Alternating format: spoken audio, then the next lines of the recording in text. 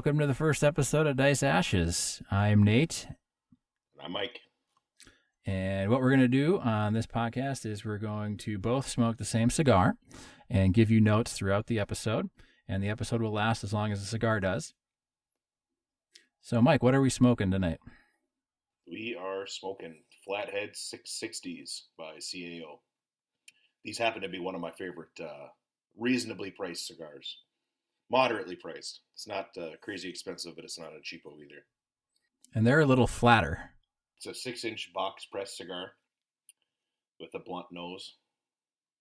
So, they're good. I would suggest everybody have one. You got yours lit? I lit? figured we'd start with something safe. Yes, I do. Me as well. I put a crosscut on the tip with the V cutter. Just so yep. Mike rocks the V cut. They know. Yeah, Mike rocks the V cut, and I just do the straight guillotine for right now. So he has yet to convince me. That's one of our biggest arguments in life. Well, it's a pressing issue on today's political scene. Yes, if we could solve, cross-cut, V-cut versus straight cut, I don't know. The government would never shut down, and there would be peace on earth. Yes, and definitely goodwill towards all men. And women. Now, it's hoping for a lot on V-cut versus cross-cut. So what are your initial impressions? I know we've both smoked this one before. We have. I don't like the first half an inch or so on these. Yeah, the initial is a little bitter. Yeah, they start off a little bitter, but they really improve throughout the cigar, I think.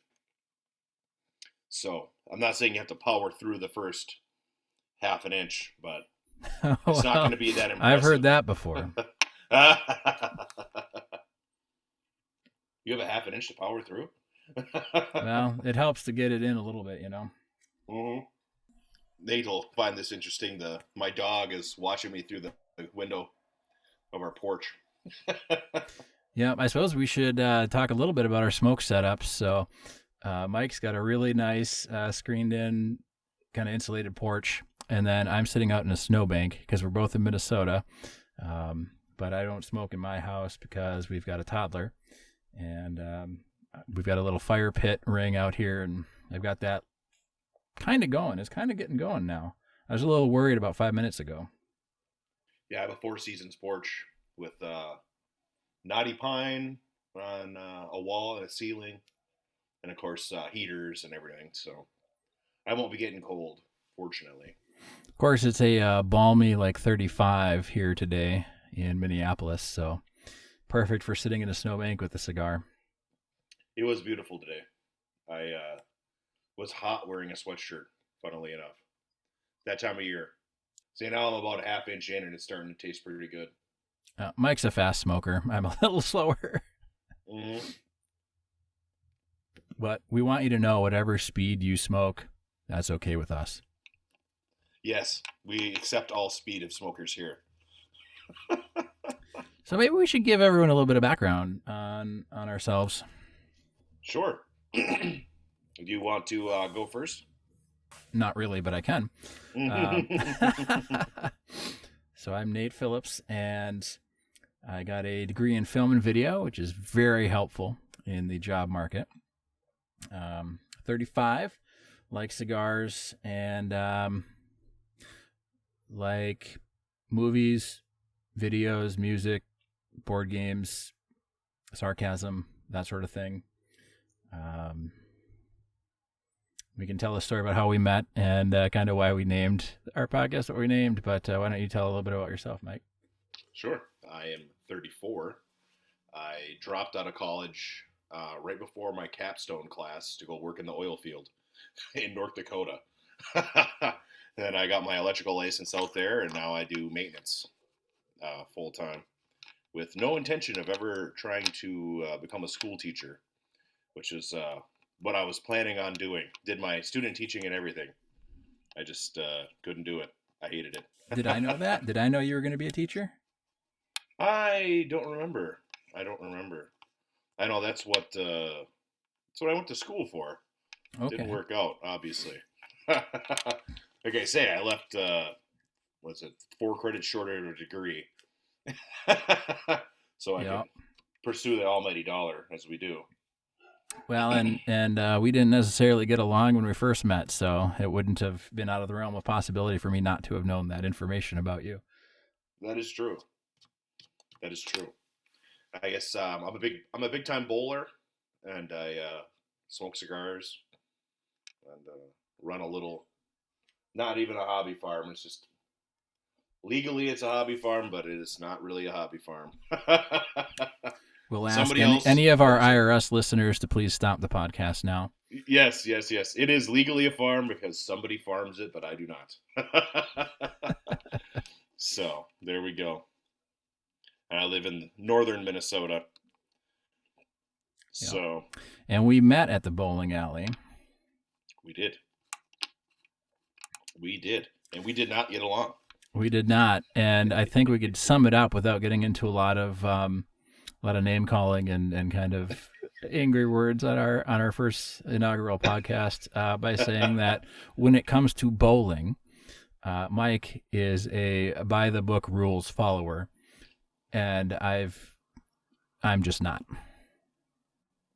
That is true. I have coached several people throughout my life. I started bowling in leagues when I was 4, and I've coached teenagers now occasionally, and my cousins are the head high school coaches in the area, and I firmly believe that there are right things to do and wrong things to do in bowling, and it's worked for me. So, I was taught by my dad and that generation who are all Vietnam vets, and they were very, your backswing is this high and you take this many steps in, blah, blah, blah, blah, blah. And that's kind of how I do it, I guess, even though I've modified that over time, obviously. But you have to have fundamentals before you can get creative. And I just like being creative. Right. But I think our bowling scores probably reflect which is the better methodology there. Yes. Although I don't think we've ever bowled again since then, because we tried and we took a walk, tried to take a walk while smoking some cigars to a bowling alley. And it wasn't really accosted, but we did get approached. We did. By Vikings Dan and his lovely Yes, but I'm talking about before that guy. We'll talk about Vikings Dan, but we were walking and there was an older gentleman on the other side of the street, and he shouted, "Nice ash," because we had, I don't know what we were smoking, but we had some bigger ones. And then he came over and we had to talk all about the cigars and stuff, because I guess that it's not very common to see people walking around smoking cigars anymore. No, it is not. And we probably stick out. Even in the metropolitan area, we stick out. Yeah. Well, I'm 6'6", and you had your pink bowling backpack on. Yes, I did. Which then I'm 6 feet tall and bearded, so. Sometimes I'm bearded and sometimes I'm not. Yes. It depends. Yes, this past winter, I had a really nice beard going, and I was doing a little trim, and my trim guard fell off the razor, and I couldn't stop it in time. And so I immediately put it down and went to my wife, and she took one look and started laughing her ass off. And I was like, okay, I guess it's noticeable. I'm going to have to shave the rest of this off then. Mm-hmm. Because I couldn't even do it was just in that one spot where you can't do anything with it. You can't save it. It's gone. It's done. Yeah, the beard trimming accidents. I like having a beard. I couldn't have a beard for a lot of years working in the oil field. And now I pretty much rock it full time. I had a pretty impressive beard there during COVID. I don't know how long it was. It had to have been 4 inches long. Yeah, it was good. It was quite large. Yeah. But it wasn't near as tickly as I thought. I thought it was going to be more scratchy tickly, but. Yes. No, it's soft, and I get the Father Christmas beard going on. This is the big poof ball. And, yeah. It just got in the way. I don't know how guys do it. I commend them, I guess, for their commitment to the bearded lifestyle, but I much prefer it is a lifestyle. It is. It is. I always like mine, neater. I don't like even in the winter, it gets hot and sweaty, I think. Mm-hmm. If you let I it never go had too issues with long. that. It was issues with everything else.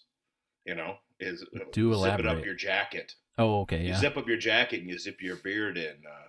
You have to put your clothes on and then you have to brush your beard, to get it not all flailed everywhere. When you eat or drink, you can get it in your mouth. It's so long and it's right in the way of everything that's around your face. Yeah. So, Beards still talking about. yes, beard still. So, I I just don't have the worked with. patience for hair maintenance ever since I went bald. Just keep it short, and then I don't have to worry about it. I don't know if you know this, but I have not had a haircut at a salon since 2015. I went in for a cut because I had to go to a wedding in India. So I Okay. went to a professional and had my hair touched up because my friend wanted us to look a specific way for his month-long wedding. So I went and got it professionally done. But even before then, all throughout college, I cut my own hair with a razor, and now I haven't cut it either. I hadn't cut my hair since the start of COVID, actually, at all. Nice. So I that's why it's always so just beautiful. either do it myself in our own bathroom here, or my wife does it. Mm-hmm. Ever since I went bald, it was silly to spend, like even the $18 or whatever it is on the buzz cut at the at the hair place. Sure. Yeah, James and I. James is a friend of mine. I've been friends with him since we were children, and we went to college together. We were roommates. For our listeners to know, and he's an interesting character. I'm sure that if anybody is listening, they'll hear stories about him. He's the one that But lives in the cabin with no water or electricity. he is, yes, yep. He's the one that lives with no water or electricity. He does technically have one outlet now, because he ran a 150-foot power cord to a service that he had reconnected up It's by the enough to road. charge a cell phone. It is. It is. Yes, it's enough to charge a cell phone, enough to run a tabletop stove. Those little burners. Oh, yep. Uh, that's what he heats his room with. Is one of those and a fan over the top to blow the heat around, circulate the heat in his room. Yep. Uh, Anyone from that county listening, that's not what he does. If you're in I'm the not going to government mention the there, county, but it's or the state, we don't know where he lives. yeah. We don't know the state, but We he's don't my know his neighbor. last name. We do not know his last name. I know that he's one of fun fact. He's one of 3 people that voted on the socialist ticket in our county. Well, He voted for the socialist ticket last presidential election, and I voted for Kayne West. And we compared the numbers, and there was 3 people that voted socialist and like 70 people that voted for Kanye I bet you're up feeling here. pretty dumb right now because now he's yay or ye. Sure, you're sure. I just thought that he was the most coherent candidate at the time. And he So, probably was. I And he think may still be. he, objectively, I think that he is. Yes. I'm waiting for the Netflix documentary about him to come out so I can gain a deeper understanding of him and his worldview. Yes, a very interesting character. But yeah. So anyway, back to James and I. James started buzzing his hair, and then in college we didn't have any money. We were eating out of a dumpster full time. So we just started. I just started buzz cutting my hair, and that's why I got the crazy expensive trimmer. Because if you're gonna commit to the lifestyle, you might as well get a good one. That's my attitude. So Yeah. Otherwise, you end up buying. We had one that was a rechargeable one for a while. It was oh, the cheapest one at the store, and it sure. was rechargeable. I was like, hey, cool. You don't have to mess with the cord and everything like that. And it wouldn't last the whole haircut. And then it started Oh, like grabbing my hair and yanking and pulling, and I wasn't even in the bedroom, so got rid of that one and got one of the corded ones. sure. Yeah, I got it's an Oster brand, and it's one of the ones that are made in America that you can replace the razor blades if they Oh ever yeah, wear yeah. down. Yeah. Which they shouldn't, because they're all like self-sharpening, I think. Yeah, and I oil it. I clean it and oil it every time I use it. I still trim my beard with it to get it all level. Oh yeah. And I'm sure that I'll start cutting my hair short again someday. My Yeah. hair is past my shoulders now, but I'm sure that I will get the buzz cut again at some point. Especially if I start to go bald. If I start to go bald, I'm going to do the Picard. Yeah, the like Picard's a good look. Yeah, it is. It is. It's perfectly acceptable, especially when you have a wife. Yep. Doesn't really matter at all. Yeah, as long as the wife is happy, I don't care what I look like for the most part. Right. But I'm not quite to the point of going out yet and having her say, "Are you wearing that out in public?" Because sometimes like the older dads, they got their pure white New Balance shoes with the socks up to their calves and like jean shorts or something, and they're like going out to the store. I will get that occasionally. I will not tell a lie. I will not tell a lie. I'll be working around the house or something, and I'll just have my work pants on, which are always carpenter jeans, and a ripped up T-shirt, and I'll have a pair of Birkenstocks on or something. And Sarah will make me change before we go into town. The other fun thing we should probably mention is my wife's name is Sarah and your wife's name is Sarah. So it's just up to the listener to guess which Sarah we're talking about, because we're all friends and hang out. So yes, and yes. actually, Before the show, we met through my Sarah, because she brought me to the bowling alley where Mike was. Yeah. And said, "Here's a hairy bastard you should get to know." Yeah. I am a hairy bastard too. And now I know him. Yeah, and now we know each other. I bowled a tournament this weekend. It's tournament season for those people who don't know that bowling has a tournament season for about 2 months at the end of the regular season, springtime. And I bowled a tournament this weekend, and I won all my money back in gameplay, if you can believe it. Wow, and that's good. Yeah, team, we took third, which I don't know how much money it's going to be, and then doubles. My aunt and I were first at the end of the day. So congratulations! We'll see in the scratch division. So, or division A, which Lori averages 179 or something like that, and mine's much higher. So we qualified for scratch. Not that it's obvious to anybody who doesn't know anything about bowling, but it's similar to golf with the handicap system. But, and you want the lowest score possible. Yeah. Oh, I get so hot. Have I been doing that wrong? Have I been doing that wrong? I'm not trying to get zeros. Yeah, it's like that the whole 1-800 collect perfect zero or whatever, right? Yeah. I always remember the 10-10-220 from, I don't know, late 90s, and it was like Terry Bradshaw, and he's like, yeah, 10-10-220, you call this and you get however much phone time for a minute or something, or for $1. Yep. Yeah, I took my nephew to the theater, and he is 17 now. And what'd you see? Well, what the heck did we see? Some inane teenager film that I wasn't interested in watching. Some superhero film. I'm not into that. Okay. Well, he wanted to go, and he never gets to go to the theater for some reason, because he works all the time, probably. Yeah. So we went to hang out, and I showed him the area where the phones used to be. As people who are our age know, before, high school, in high school, there were no I always used phones. to go and check all the coin returns to see if there's a quarter I could get a gumball with or something. But, oh my. That reminds me of going to the casino and getting up penny tickets and building them up so we can get some money to gamble. But James and I used to do that. We used to walk around the casino and get drunk.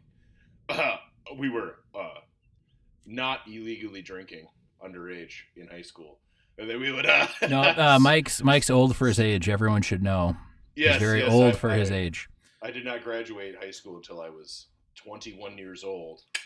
But yeah, we'd smoke and walk around and pick up penny tickets so we could get enough money to gamble, because we Could afford to drive to the casino, which was not very far away, but we couldn't afford to gamble.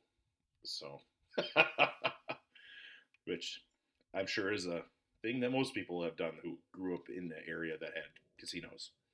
But so very entertaining.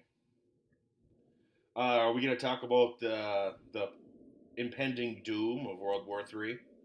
Why not? I thought I was gonna lead with that, but then I thought, you know what? That's what they're gonna expect us to do. Everybody, every one of our fans and followers, they're gonna say, you know what? We're only listening to this to talk about the Ukraine, and we had to make them wait, 20 minutes.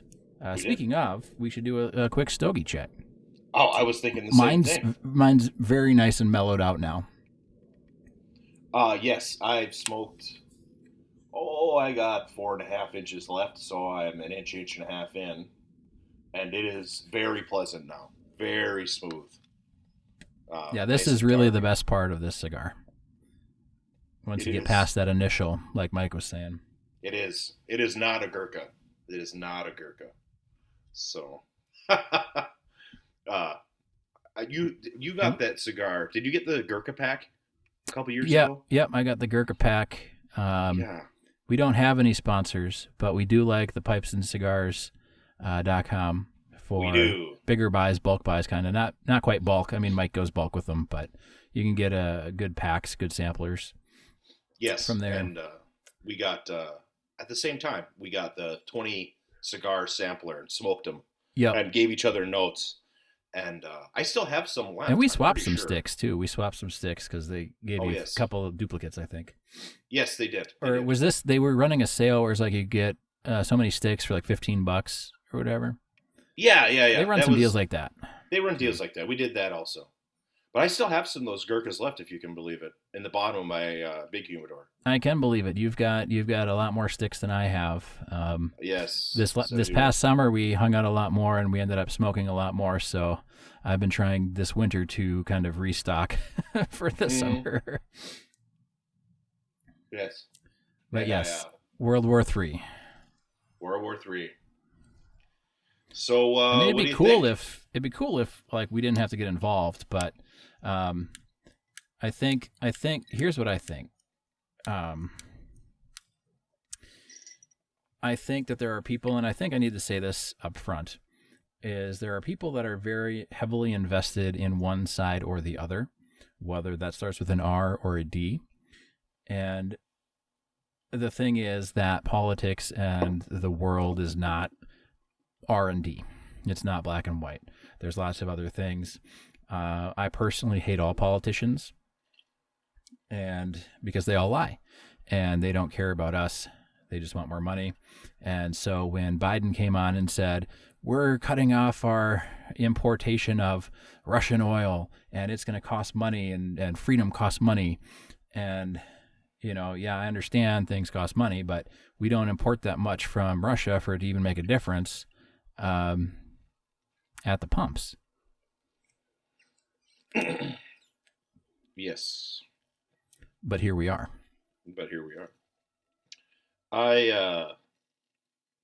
I do fear that we will potentially get involved. I think it's a terrible decision. I don't really care what happens in Ukraine. Not that I support any military invading any other country for almost any reason. Almost any reason, yeah. Almost any reason.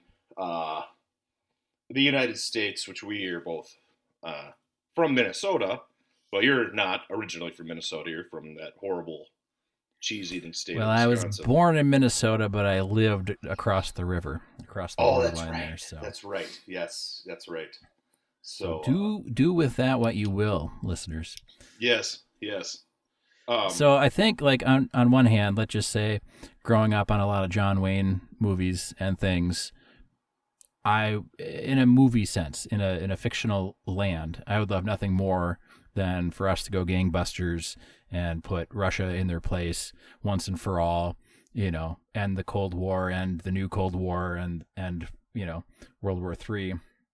But I think with the way that all the political alliances work out, that it's not a good decision, and it's not really our fight. There's layers to it. What I was getting at is that we are both residents of the United States, and it's just a fact that the United States has been an aggressive imperial nation for a very long time. Probably, arguably, the whole history of the country, you know. But shorter than other countries. Well, yes, we don't have a history going back to 1000 AD or whatever, going into prehistory. But for the duration, we've been fairly warlike. Sometimes good, sometimes not. Yeah, we had isolationist periods as well, but it seems like some sort of war always kind of drug us out of that. Well, even during our isolationism, my opinion was that it was mostly because the government in Washington wanted to expand and take over the lands of the indigenous peoples of the continent. You know, we were fighting a war. It was just a different kind of war. It's a bait and switch war of taking over territory that wasn't currently under control of the United States government. Yes. That's a different argument entirely. But, yeah, and I was going to say, I just read a really interesting book that went kind of in depth in a lot of that kind of things. But we're talking about World War III here. We'll talk about conquest in a later episode. Yeah, later episode. But I don't agree with the invasion of Ukraine, but we don't have a moral grounds to argue against it. And but they're bombing hospitals and killing pregnant women and children, Mike. You know, there's been a civil war there since 2012. So no, I understand. I'm just for the counterpoint. Yes. It's very easy to emotionally, and that's what I was saying with, like, you know, watching the rah, you know, let's go in and kick their asses movies and things. You know, it's like emotionally, there's probably nothing more rewarding than that. Here's a country that's, you know, killing civilians, and you've got the Ukrainian president who's basically saying, I'm going to stay here and fight. And, like, why wouldn't you want to go fight with that? You know, just emotionally speaking. Well, I guess my emotions are tempered by the fact that my dad's a Vietnam vet, and all of his friends were Vietnam-era vets, and my dad was also in for 30 years. Worked for the military as a civilian his entire life also. My grandfather was in World War II. My other grandfather was in Korea. And yeah, I had a grandfather in World War II that I was very close with, and then one of my other grandfathers was in Korea. So my grandfather was damaged from his time in the service, for sure. Yeah, I don't know that I've met anybody from the service that didn't have some sort of reservations or some sort of... My dad does not. He was stationed in Korea fixing radios, radar equipment, and he ran radar equipment after the war. So he never really, what the heck, he was in 7 conflicts, active duty, but he wasn't a combatant, you know. And a lot of his friends weren't either. They were computer technicians and guys behind the scenes, so they never saw combat. But they were all very cynical about the motives of the government. Yeah. And my father worked for the military his entire life. He encouraged all of us. I have 2 other brothers. They both got out of high school right after the end of the Cold War, and I got out of high school during the start of the invasion of Iraq. And he encouraged us to not join the military because of his cynicism towards the military, even though he worked. You know what my dad used to do. He worked for the military his entire life. And he was cynical about the motives of the politicians, not really the military structure. He supported the military itself, but he was it all comes from somewhere, and those at the top are less than trustworthy, we'll say. Unless they're listening, then we love you. Yes. So I also happen to agree that the world does not break down into red and blue colors cleanly. So yeah, but no, I think, like, emotionally, it would be great to go and just, you know, do it. And I think that's what we should have done. You know, we had made up our minds in 2001 that were going to Afghanistan, and then it kind of spread from there. But I always kind of said or thought in my mind, like, if we're going to go, we shouldn't put a single boot on the ground. Just bomb it and leave and say, there, I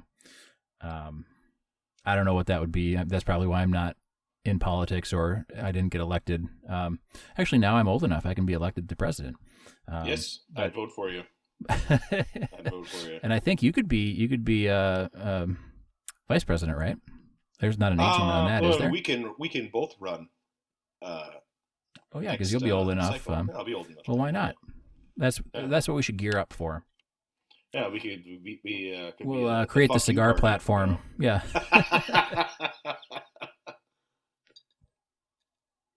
But yeah, logistically, legally, logically, I don't want us to do anything over there.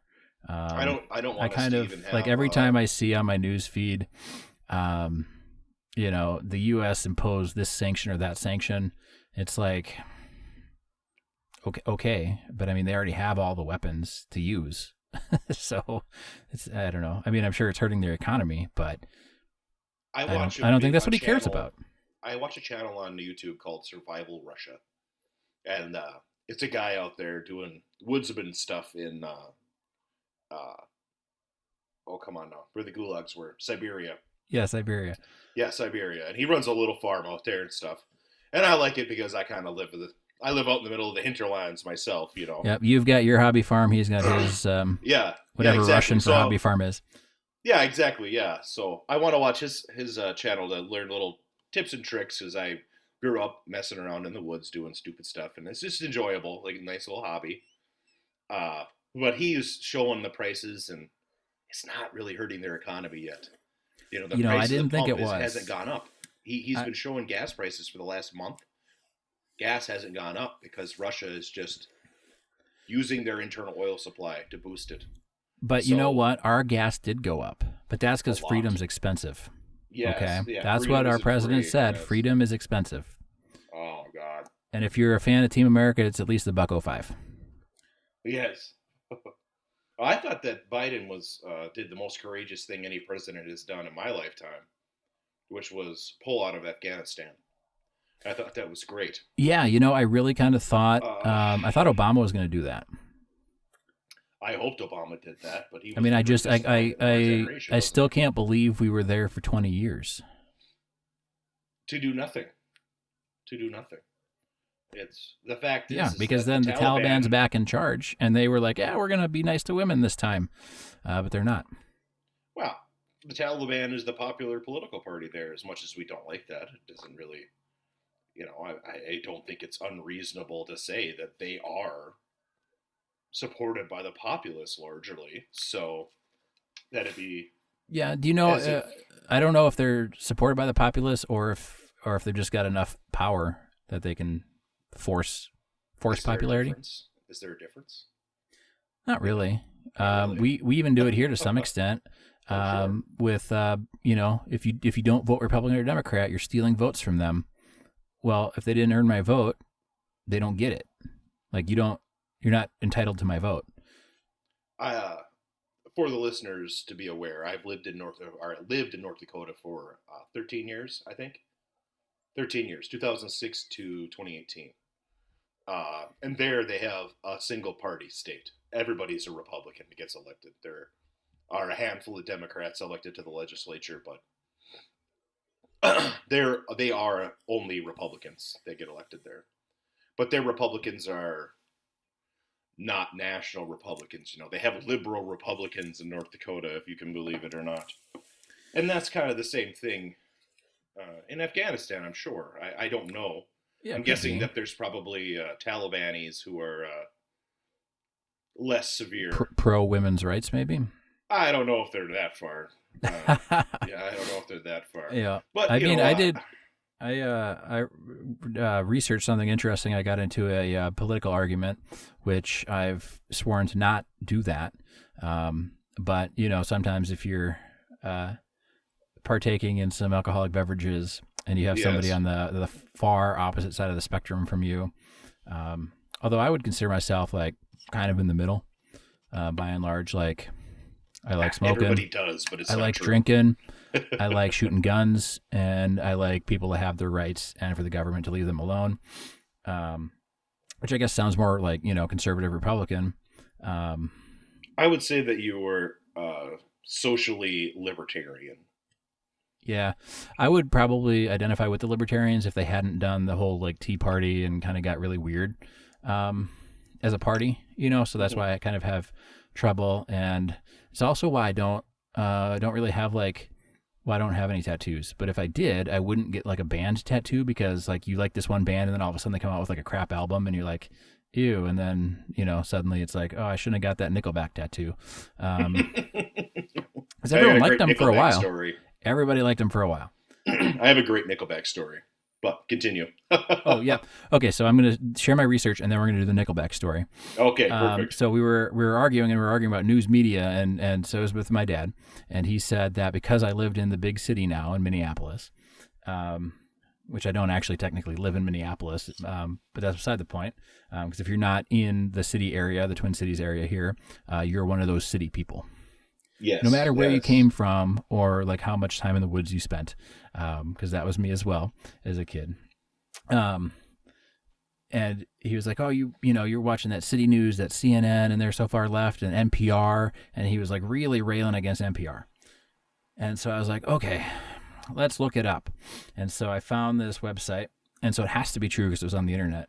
But I can't remember the site, but it seemed to be reputable, Didn't seem like they were doing anything. And so NPR, they had the spectrum like left, and left went all the way down to like extremist, like conspiracy theory, and the right went all the way over to right conspiracy theory stuff. And so NPR was like a smidge to the left of center. And Fox I would agree News, with that, yeah. And Fox News was like encroaching into the conspiracy theory side of the right right part of that scale. And they had the other news sources too. But really that's why I told myself I'm not going to do any more political talks or political arguments with somebody who can't, because as a nation, I think we've lost the art of having civil conversations with people with differing opinions or viewpoints than us. And if somebody can't stay calm and talk to me about an issue, I don't care if it's politics.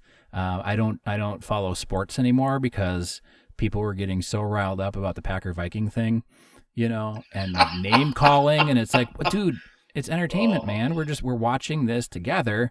Yes, I hope the team I'm cheering for wins, and I hope your team doesn't. But at the end of the day, my life's no different if my team wins or loses. Like, no different at all. So we can be friendly about it, Marx, I've been accused of being a centrist Marxist and a socialist many times. Is that because of the beard, or? Yeah. That's because of the beard. But Marx said that sports and entertainment were the opiate of the masses. And it's true, because a lot of people really care about their team of whatever winning.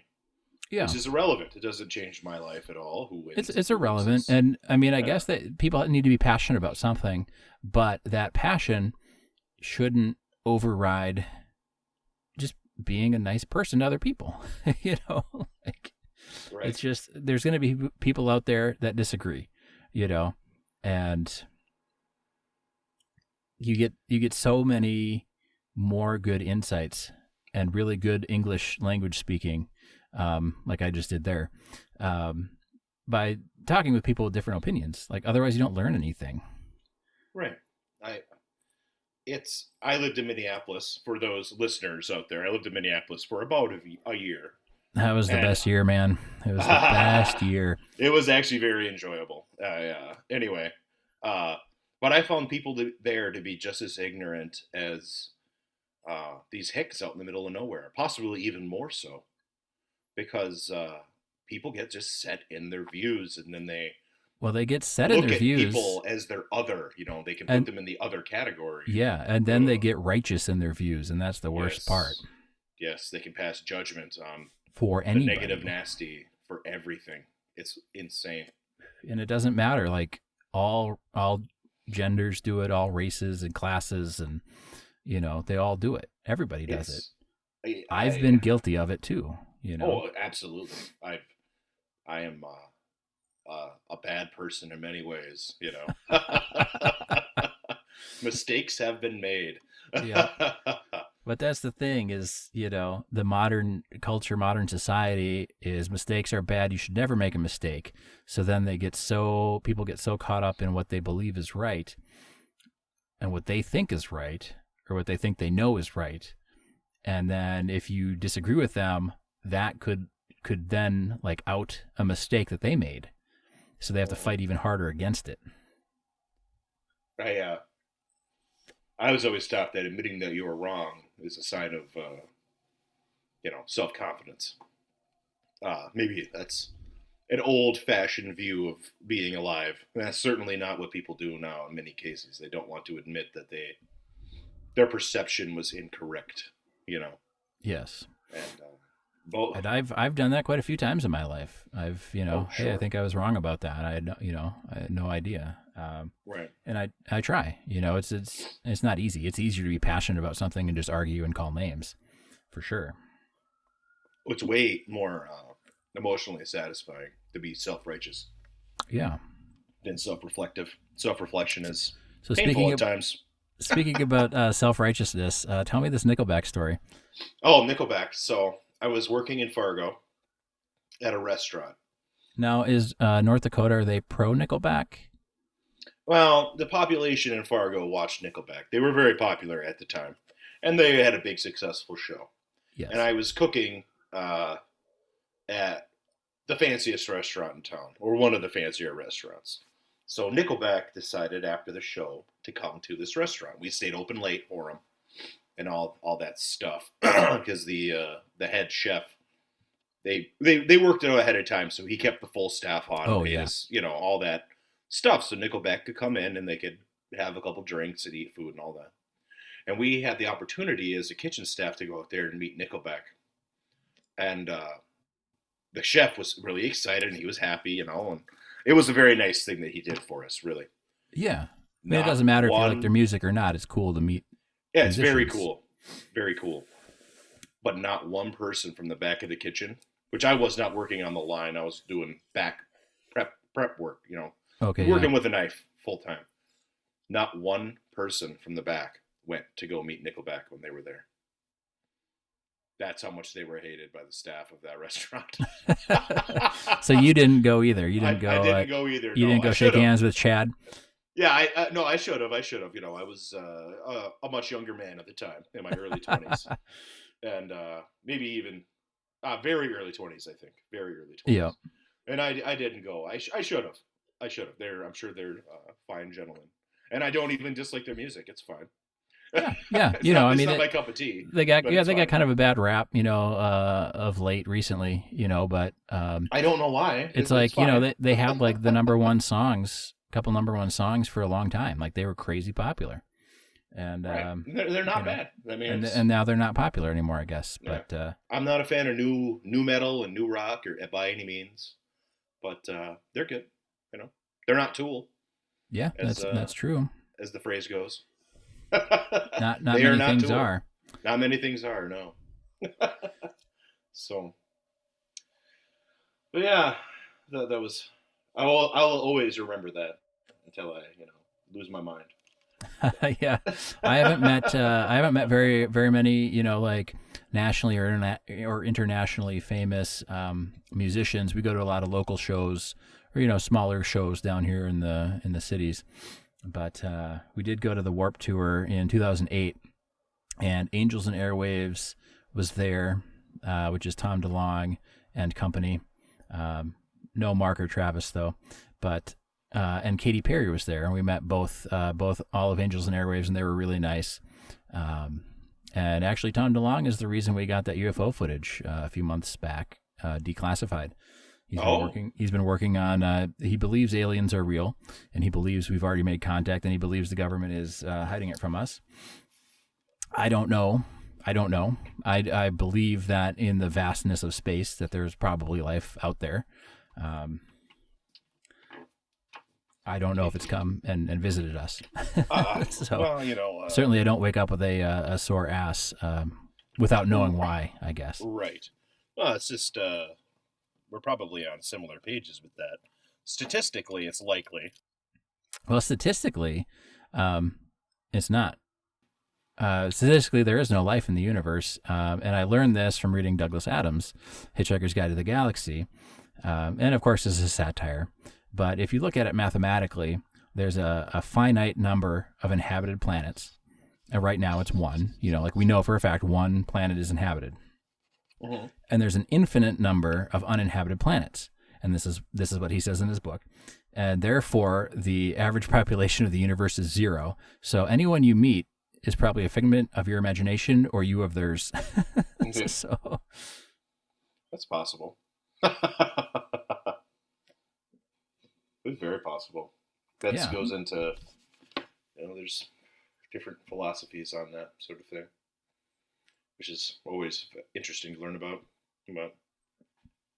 Yeah, very interesting to learn about. I have about 3 inches left of the cigar. Yeah, about the same. Still... I increased my smoke rate to try and match you. Then I slowed down. And we met in the middle. Mm-hmm. And this is now becoming bolder. Yep. And more flavor rich. And I like it. I like that darker flavor. Yeah, it is nice.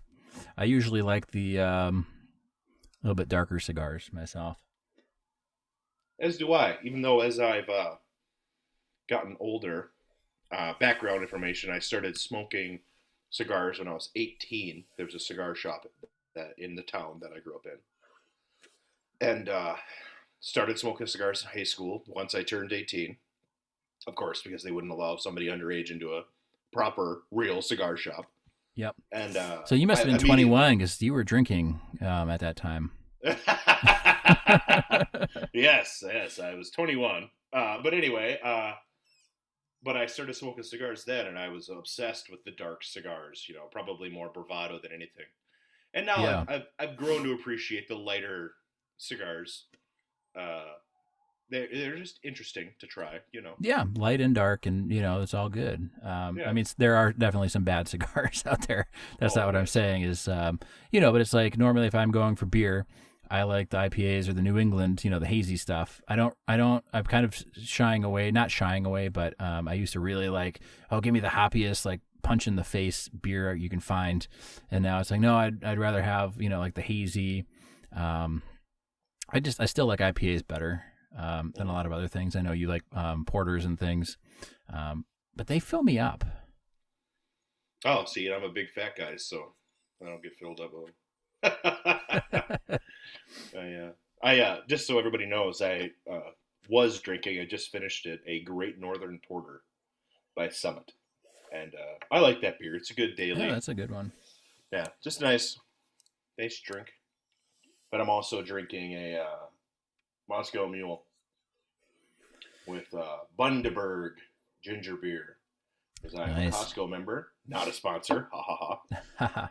And could be Cold North vodka, which they're not a sponsor either.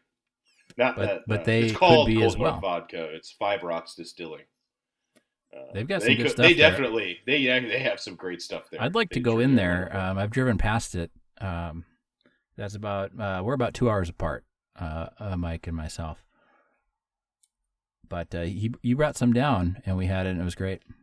Yes. Oh yeah. It's I like having a distillery around, and I like trying the little distilleries. They have a lot of interesting stuff to try. Yeah, you get stuff you wouldn't find at the liquor store, necessarily, unless they distribute there. But by and large, your average liquor store, you get, the 500 flavors of UV vodka. Yes.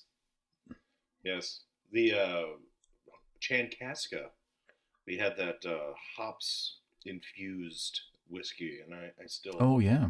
I still like that one, but you don't get stuff like that from Jim Beam or something, No, you certainly don't. You certainly do not. And I quite liked, Mike introduced me to the Whistler. Mm-hmm. That stuff's good. Very good. Very good. Actually, like for beer now, The closest liquor store that I go to is the one at the grocery store, and they've got a very small selection.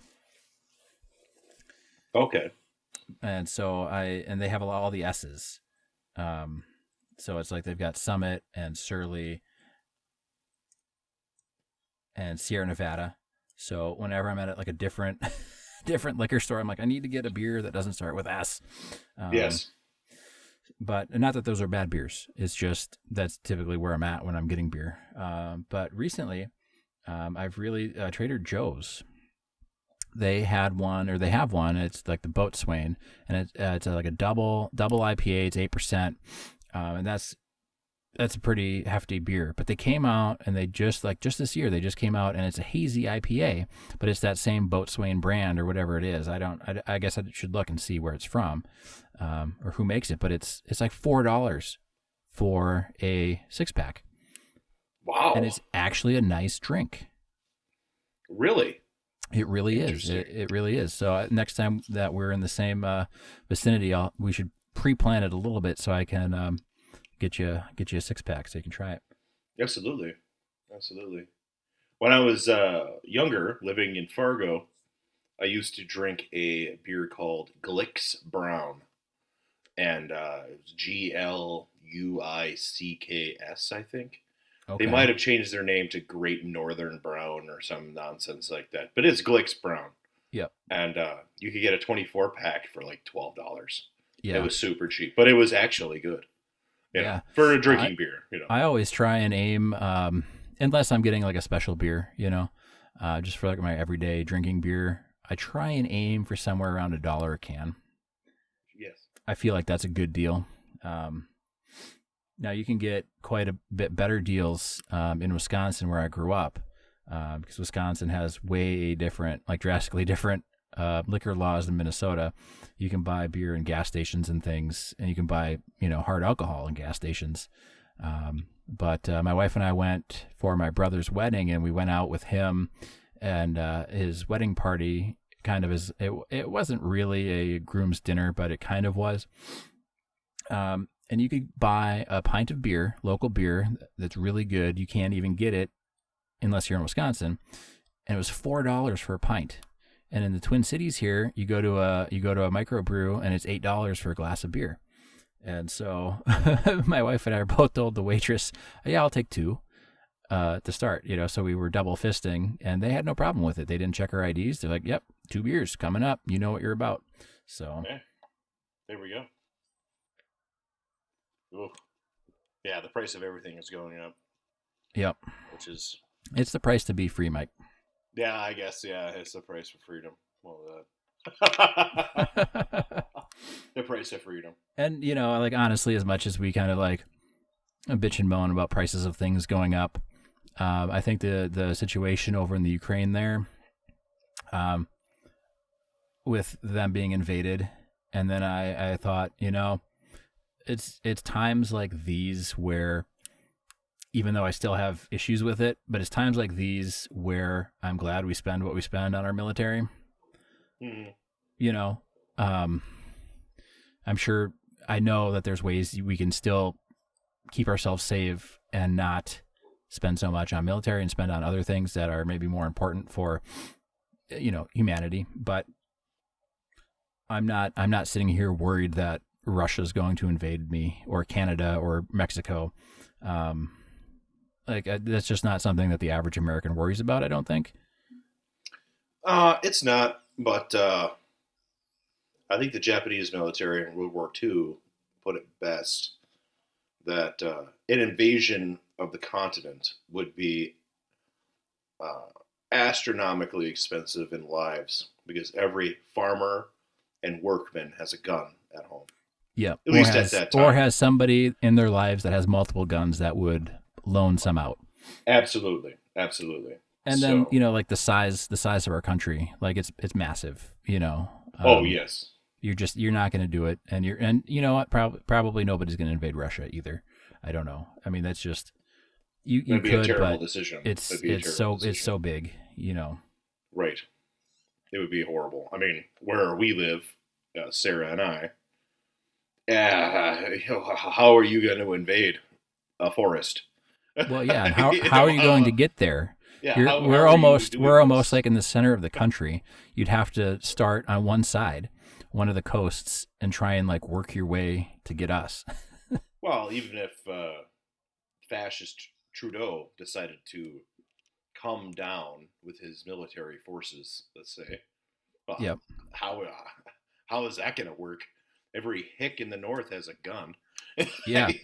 You Well, know? and then what would it get them? Because like even Right. Minneapolis is not a strategic military target. Like you're not gonna like, oh, I captured Minneapolis. Good for you. Right. Can you And fix it's- our roads, please? What is it? 8 hours south of the border. Yeah. That's a long. So it's like haul. it's a long tank ride, is what it is. That is a long tank ride through a lot of A unpleasant lot of bathroom territory. breaks for that. Yes, it is. But it's not going to gain him anything because even if you capture Minnesota as a state, it's like cool. We'll drop a star from the flag. It's yours. Take it. Like we don't Right. have anything here. Well, we have taconite and we have. Yeah, I'm paper products, saying like a you know. military advantage. Like you're not. Yeah, you're not taking an oil field. Minnesota's not even a good place to launch an invasion from. If like, oh, I'm in Minnesota. Well, it's still like 2 days to either of the coasts. So, Absolutely. Good luck. We've been watching Stargate, and Okay, yeah, Jack O'Neill, who's the main character. Have you seen Stargate, Nate? I've seen the movie. Yeah. Oh, okay. So we're watching the television show together. Yeah, and they kind of like the movie launched the television series, right? Yes. Yeah. Yep. The movie launched a television series, and then they obviously put TV actors instead of Kurt Russell and Yeah. whoever else was in it. Yeah. So James Spader. James Spader, yes. Yeah, now it's I can't remember the actor's name for Daniel Jackson, but it's Richard Dean Anderson, a fellow Okay. Minnesotan, as Yep. the main character.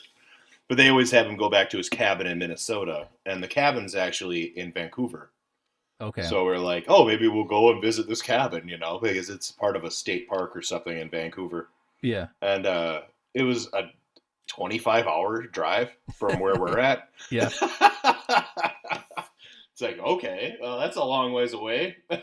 Maybe if we're out there seeing something else, we can work Right, that yeah. in, but it's Yeah, not the we- sole reason to make a Mhm. 25-hour trip. Oh, I do that. For funsies, I do it. Yeah. But Yeah, not with gas where it is now. no. If gas was $1 a gallon, for sure. Yeah. So I've got a little Honda Civic, and it's from when I graduated high school. So it's a 2004, and I get almost 40 miles to the gallon. It's got a 12-gallon tank, and I filled it up like 2 days ago, and it was $50. $50. Wow. And normally I can fill it for like 25. And it's like, oh, even I'm not driving anywhere with Right. that. Right. Sarah filled up her Kia Soul yesterday, and it was $50. Yep. It's like, oh, wow. Yeah, maybe That's I will incredible. stay home. Yes. Yeah, stay home. Which we are literally planning our trips, one time in, one time back. That's it. Yep. So, which is fun. Yeah. That's what I had to do when I was a teenager, so it's not Yeah, it's not, unfamiliar territory. Yeah. And like I said, too, we can adapt to higher gas prices and things because of where we live and the lifestyle that we have, and that's nice. But I also understand that that's not what the people in the Ukraine have. That's not what people even near Russia have. Because there's not a lot of countries that have the military that we have. So even other first world countries and things in Europe or in that region probably have to be sweating a little bit. Oh, I'm sure they are. Nobody has a military like we have. We spend significantly more than everybody else. So I had one of my neighbors over, and we also enjoy cigars and alcohol. But he was saying that he's convinced that if nothing gets done to stop Russia, then China is going to go after Taiwan. You think so? I've heard rumblings of that. He certainly thought so, because it's kind of, and that's kind of where things get a little more complicated too, because it's not just one country invading another. Because ever since World War II, there hasn't really been a whole lot of open fighting. There has been, but not at that level. And everybody, I think, is on edge about these countries that have nuclear capabilities. And how do you fight a war that has any sort of end without triggering, nuclear retaliation? And so I think what his point was is that China's watching, and this is a good study for them to do. If America and other countries don't step in to help Ukraine by putting troops on the ground, then who's going to put troops on the ground to stop them from taking Taiwan back? Sure.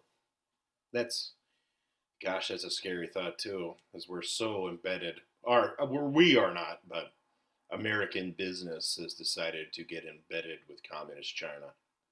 Yeah. And, well, we're embedded everywhere because capitalists like to make money. Right. Yeah, they don't care about consequences. Yeah, and they don't care about political affiliations, and no. It's like if they have money to spend and they want to spend it with me, that's great. Absolutely. Absolutely. Which is, did you hear about the news in Israel that just came out? I don't know, over the weekend, I suppose. No, I did not. We were entertaining. I see. So, Israel, who is a great ally of the United States, I will not say anything against that. They certainly are in the Middle East. Yep. One of our strong allies. Since the early 2000s, they have yearly or annually banned marriages between Palestinians and Jews in Israel. And they didn't renew it last year, but now they've made it a permanent law that a marriage between a Palestinian and an Israeli Jew is void, null and void, can't happen. So, we are supporting a state that they're doing things that would never be accepted here. That would never be, hopefully, gosh, I'd hope that would never be accepted here. But even then, what's their consequences for that? Nothing. There's no consequences for them banning basic human rights to individuals. That's pretty intense. That's pretty intense hatred. That is intense. That's pretty intense. That's miscegenation laws all over again, which was the rule of the order in our country 50 years ago. Yeah. And it's been the rule of a lot of countries, and still is in a lot of countries too. Mm-hmm. Most of which I'm assuming we're not allies with. But, we are though, because look at Saudi Arabia and Israel, and we're allies with all those. I would say, I don't want to say evil regimes, but they're definitely doing things that are not very good. Yeah, they're not nice. They're not. They nice. are not nice. They are not nice. No. But then, I mean, what is our role in all of that? And it's kind of maybe comes back to what we were talking about at the very beginning. Sports even, and being so like self-righteous that you can't have allies. Because certainly we are hopefully getting benefit from having them as allies. Oh, certainly. Israel is a great foothold, so to speak. And I would probably feel comfortable going to Israel, I guess, as an American. Yeah. But where would we be if we didn't? Where would we be if we were so black and white in our dogma that we couldn't have allies? Right. I guess. I'm not trying to say what they're doing is right. Well, it's clearly not right. Yes. I'm with you. I'm just saying, like, Yeah, no, I'm not I'm saying saying, that like, you're not agreeing with me. some of the things is, some of the stuff is, you're gonna have people you disagree with, but you can still be civil with them, and maybe try and enact change there differently, than going to war or screaming at them or calling them names. You've been here, obviously, but people who don't know, this was originally just a deck, and my dad added it on. Uh, 2008 maybe. He had this little four-season porch on. It was after I left house. I put the rafters up when I was in college, but I never got to get any benefit from the four-season porch living here. I bought my parents' farm from them when they retired. That was their plan, their master plan, to get me to move back to Minnesota. Well, it worked. It did work, yeah. They wanted to suck me in to living in my hometown, which is a lovely place, but it doesn't have a lot of opportunities if you stay here. Like many, it's a nice place to visit. It's a nice place to be from, as I used to say. Yep. It's a nice place to visit. NAFTA and trade with China destroyed this region of the country, as far as the old industrial base. Yep. And people are very aware of that here.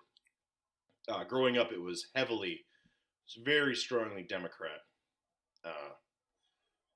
Extremely so. I mean, DFL, Democratic Farmer Labor, was the dominant party. And now it's the opposite. It's all Republicans. Republicans that are not racist or...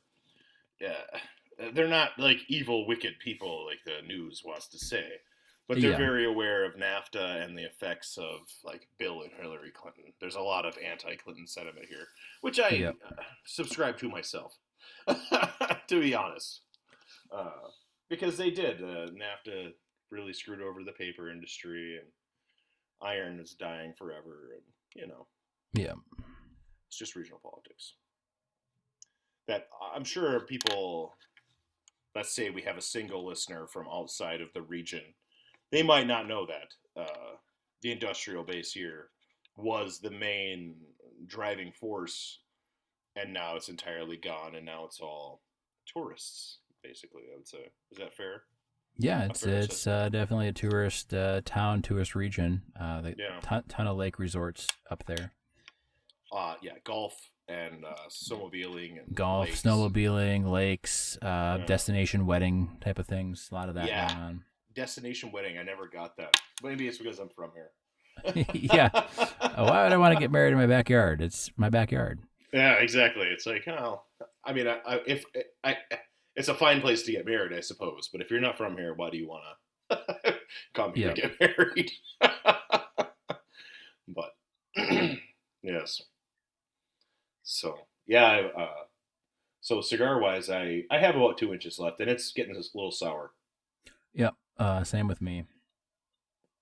I did let it cool off. All in all, it's good smoke. Oh yes, very good. And I let it cool off a little bit now, and it's getting its flavor back, so to speak. Yes, but not as nice as the middle of the stick was. No, by no means.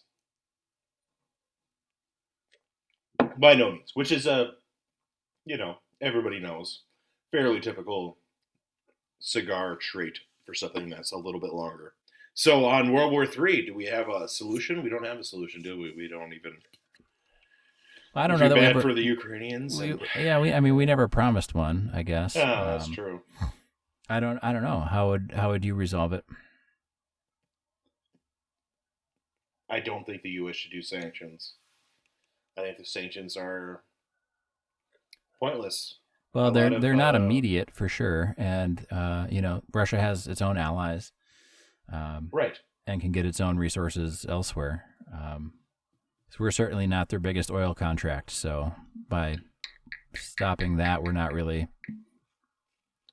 No, I've heard on the news that it's 3% of our total oil supply. Yeah, and it's going to be a disruption.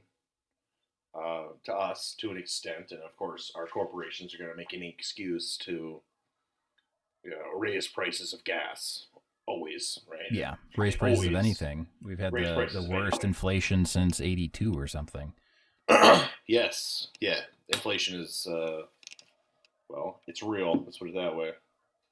But hey, there's nothing that we really can do unless we want to go to war, which Yep. is disastrous. That's For all total- sides, probably.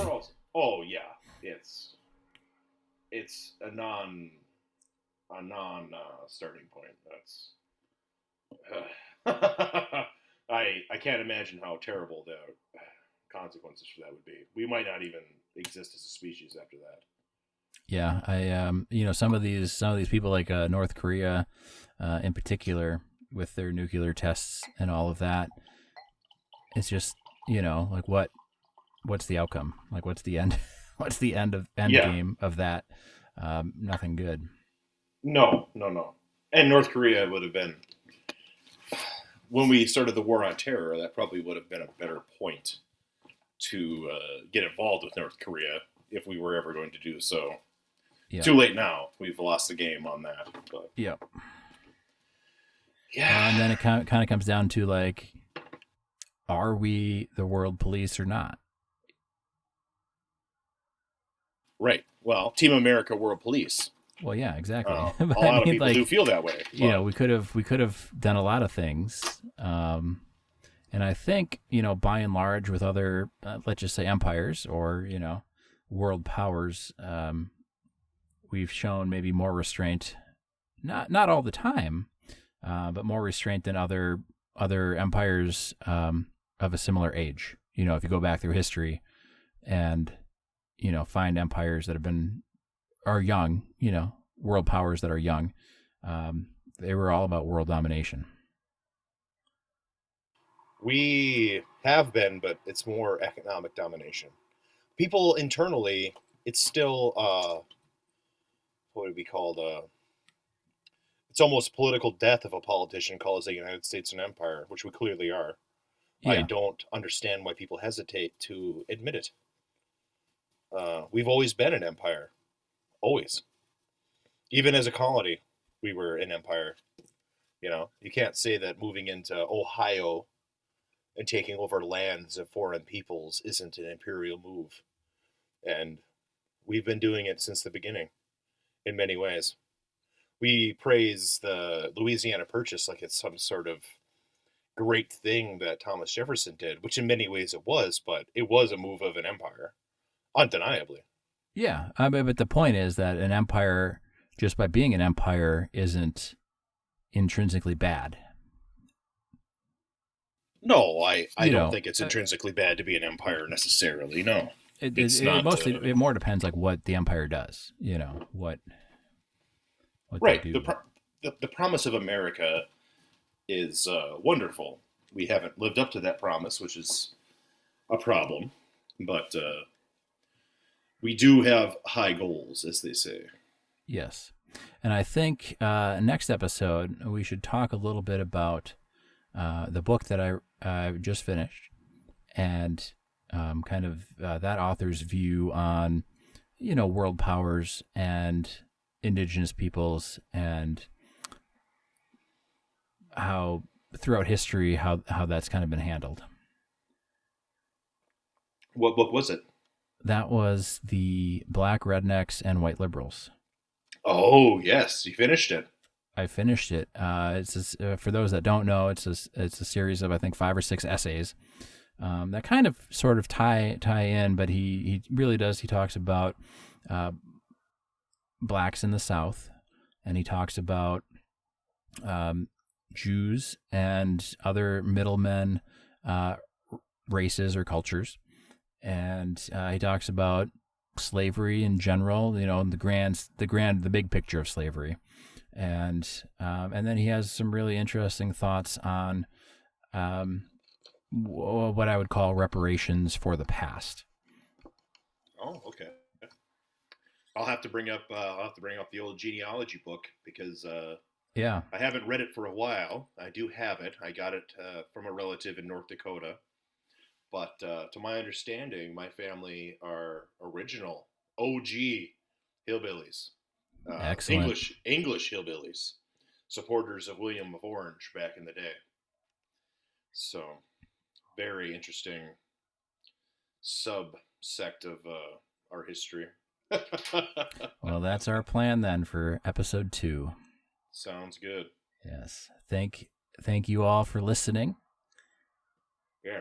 And if you get a chance to pick up one of these cigars we've been smoking, give it a try. Absolutely. I'm still smoking the cigar. Are you done? Me as well. I'm still smoking it too. Oh, okay. Yeah. I just thought, like, if we don't wrap up the episode, it's just going to be, hours of us reminiscing and continuing to talk about things.